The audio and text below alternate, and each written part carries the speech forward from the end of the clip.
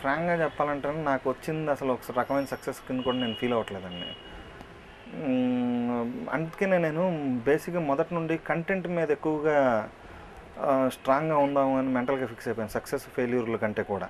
అంటే నాలెడ్జ్ బేస్డ్గా వెళ్ళిపోదాం, దీంట్లో ఎంత ఎదిగాం అనే దాని మీద వెళ్ళిపోదాం. అందుకని నేను కంటిన్యూస్గా ఇంటికి వెళ్ళిపోయినా నాకు వన్స్ ఈ సినిమా పని అయిపోయింది, ఇప్పుడు చేస్తున్న సినిమా వర్క్ అయిపోయింది, డిస్కషన్ అయిపోయింది అంటే ఇంటికి వెళ్ళిపోయి కంప్యూటర్ ఆన్ చేసేసి అన్ని వెబ్సైట్ల మీద కూర్చుంటూ ఆ సినిమాలు అంటే వేరే సినిమాలు దానికి సంబంధించిన మెటీరియల్స్ ఇవి చదువుతూ ఉంటాను.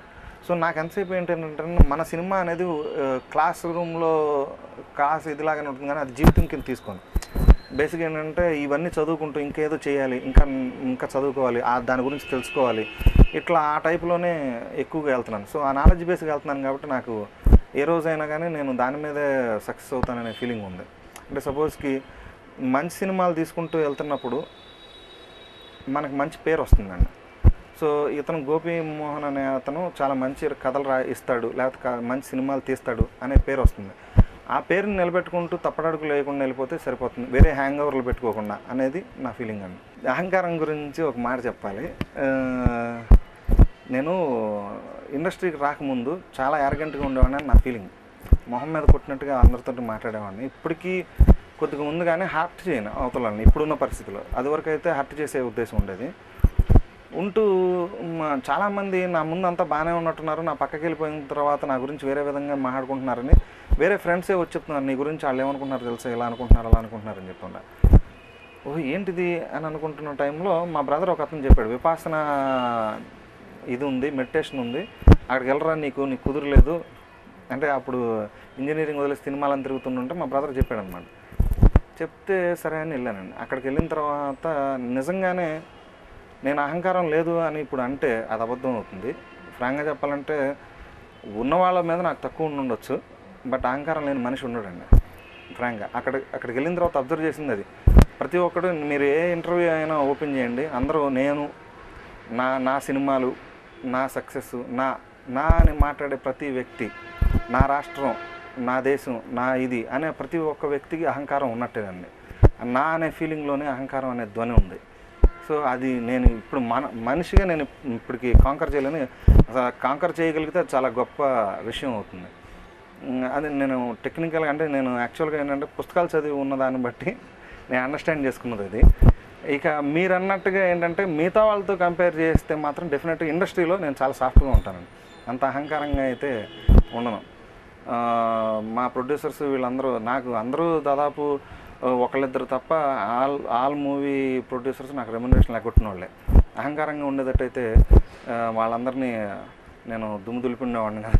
దానికి ఒక ఎగ్జాంపుల్ ఏదైనా తీసుకున్నాం అనుకోండి, మీరు ఇలా అహంకారంగా ఉన్నారు అనే ఎగ్జాంపుల్ తీసుకుంటే అప్పుడు నేనేమైనా చెప్పడానికి ఉంటుందండి. అంటే నేను కరెక్ట్ చేసుకుంటానికి కూడా అవకాశం ఉంటుంది. ఎందుకంటే ఇప్పుడు వరకు నేను ఒక 10-15 ఇంటర్వ్యూలు ఇచ్చుంటానేమో.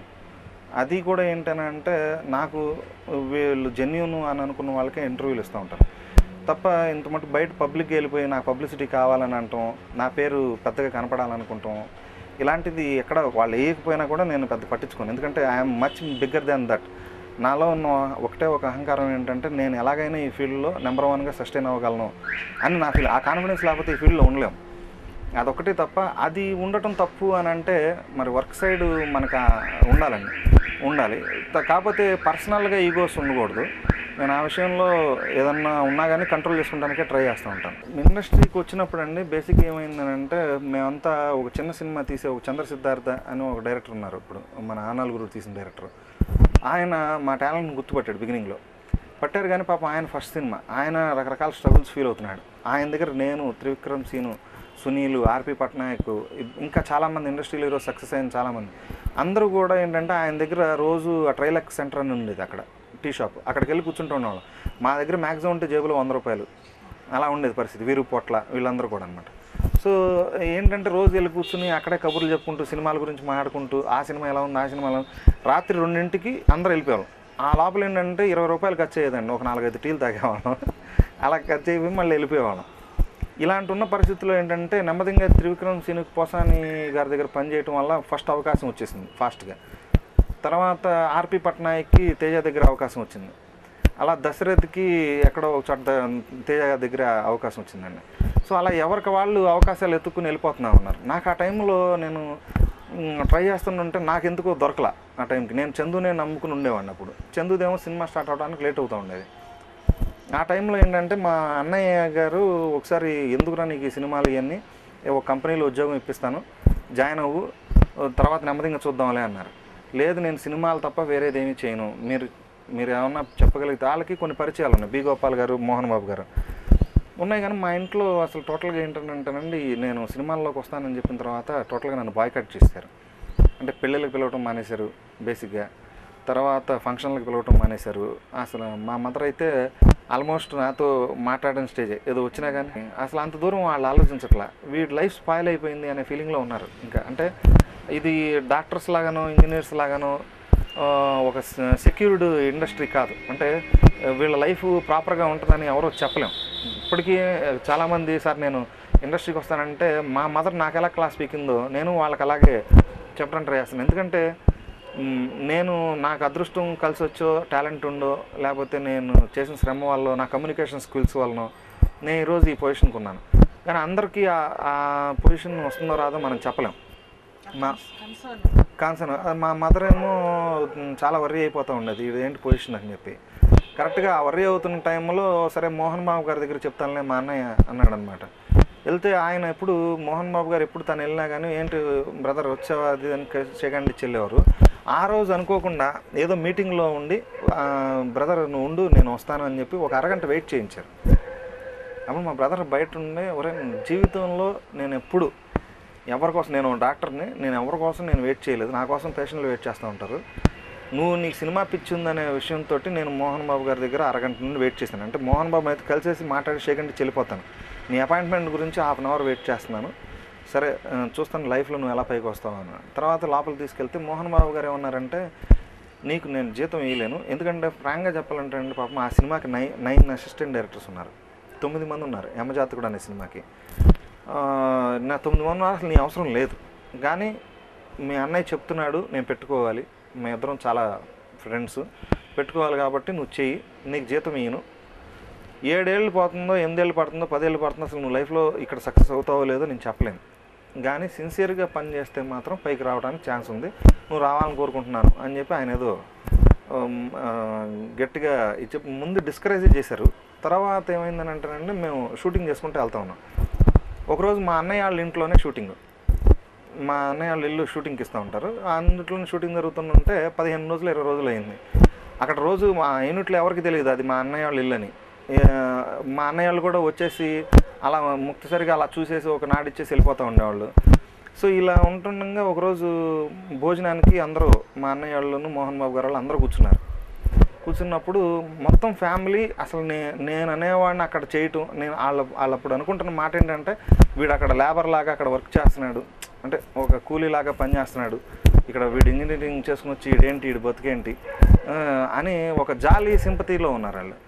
ఉంటే మోహన్ బాబు అక్కడ డైనింగ్ టేబుల్ మీద వాళ్ళతో కూర్చుని మాట్లాడిన 20 నిమిషాల్లో నా గురించి ఎక్కువ చెప్పాడు. ఈజ్ వెరీ సిన్సియర్గా అతను డెఫినెట్గా పైకి వస్తాడు, మీరు వర్రీ అవ్వద్దు, నేను చూస్తున్నాను అబ్జర్వ్ చేస్తున్నాను అతను వారం రోజులుగా, అది అని కొంచెం పాజిటివ్ నోట్ చెప్పాడు. అది మా పెద్దనాన్న గారు మా పెద్దమ్మలు అమ్మ అందరూ కూడా వెరీ హ్యాపీ. మోహన్ బాబు లాంటి వ్యక్తి చెప్పడం అనేది ఆ రోజుకి వాళ్ళకి ఒక పెద్ద క్వాలిఫికేషన్ లాగా ఫీల్ అయ్యారు. ఆ రోజు ఈవినింగ్ నన్ను పిలిచారు ఇంటికి, పిలిచి ఒరే సరే మోహన్ బాబు చెప్పాడు కొంచెం ఈ ఫీల్డ్లోనే జాగ్రత్తగా ఉండు, తిన్నగా ఉండు, సరే నీకు ఇష్టపడి వచ్చావు కదా అని అలా అన్నారు. ఆ నెక్స్ట్ అయిపోయిన తర్వాత మోహన్ బాబు నిజంగానే సినిమా అంత రెమ్యునరేషన్ ఏమీ లేదు, అంటే ఆటో ఛార్జీలకి అంటే వాళ్ళ ఆఫీస్కి రావడానికి వరకు డబ్బులు ఇచ్చేవాళ్ళు. ఒకరోజు చాలా టైట్లో నడుస్తుంది, మా మదర్ ఏమో టోటల్గా నేను పాకెట్ మనీ అడగలేని పరిస్థితి. ఆ టైంలో ఏంటంటే నాకు యూఎస్లో నా ఫ్రెండ్స్ అందరూ యూఎస్లో సెటిల్ అయిపోతే వాళ్ళు పాపం ఫోన్ చేసి యారా, వాళ్ళందరూ అప్పుడు నెలకి 2 లక్షలు అలా సంపాదిస్తున్నారండి, ఫోన్ చేసి యారా డబ్బులు ఏమైనా కావాలా వాడుకోరా కావాలని పంపిస్తాను అది అంటే వద్దులేరా అంటే సరే నేను పోస్ట్ నెంబర్ చెప్పు అని చెప్పి నా ఇది తీసుకుని మళ్ళీ వాళ్ళు నాకు పంపించేవాళ్ళండి. డీడీలో ఏదో మనీ వైర్ చేయటం ఎవరి చేత పంపించడం అలా చేసేవారు. సో వాళ్ళు హెల్ప్ చేశారు బాగా. కాకపోతే ఎంత అని అడుగుతాం, 1 సంవత్సరం ఉన్నది వాడుకుంటూ ఉండేవాడిని. కరెక్ట్గా ఒక టైంలో చాలా టైట్ పొజిషన్, ఫిల్మ్ ఫెస్టివల్ ఏదో వెళ్దామని అనుకుంటున్నాం, ఏదో 2 నెలల గ్యాప్ ఉంది సినిమాకి, ఏం చేద్దాము అని అనుకుంటున్న టైంలో రోడ్డు మీద వెళ్తుంటే ఒకరోజు ఒక క్యాషియర్ వచ్చి ఏంటంటే సినిమా రిలీజ్ అయిపోయింది మీరు కనపడలేదండి, సినిమా పెద్దగా ఆడలేదండి అది ఎంజాతకుడు. ఆపి ఇదిగో మోహన్ బాబు గారు మీకు చెక్ ఇచ్చారు, ఒక 5,000 తీసుకోండి అని చెప్పి ఇచ్చారు. ఆ 5,000 ఆ రోజుకి నాకు చాలా బిగ్ అమౌంట్. సో అలా ఆ ఫెస్టివల్కి వెళ్ళాను. ఆ ఫెస్టివల్ నిజంగా వెళ్ళటం అనేది నా లైఫ్లో ఒక బిగ్ టర్నింగ్ పాయింట్ అండి. The best movies in the world నేను చూశాను ఆ ఫిల్మ్ ఫెస్టివల్లో. చూసి పైగా ఆ 10 days నేను చాలా కథలు వేసుకున్నాను. అంటే సినిమాలు చూస్తూ ఇలా మనం ఎందుకు ఆలోచించకూడదని కొత్త కొత్త పాయింట్ లాగా నోట్ చేసుకున్నాను. అదే నెమ్మదిగా నేను అప్పుడప్పుడు ఏదైనా కథలు ఎవరైనా అడిగినా ఏం చేసినా కానీ దాంట్లో నుండే ఇచ్చేసుకుంటా అమ్ముతూ ఉంటాను.